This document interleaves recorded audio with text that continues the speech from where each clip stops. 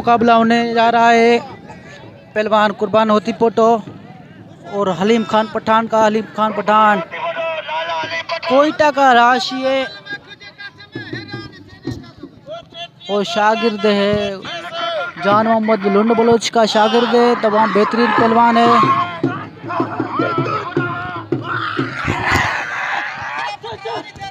ये मुकाबला जारी है। बड़े बेहतरीन पहलवान है।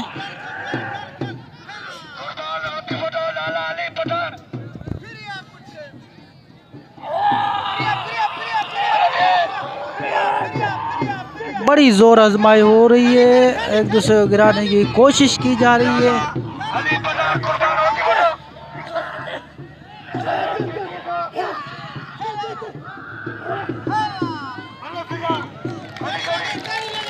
बड़े जंठे मार रहे हैं, अंगड़ियां मार रहे हैं। एक दूसरे को गिराने की बड़ी कोशिश की जा रही है। कुर्बान होती पोटो और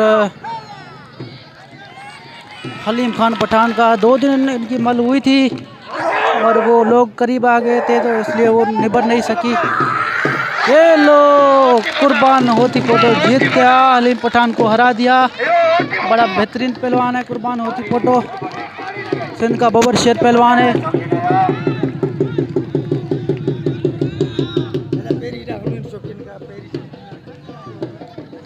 गुलाना भी सीधी खुशियां मना रहा है, नाच रहा है, डांस कर रहा है।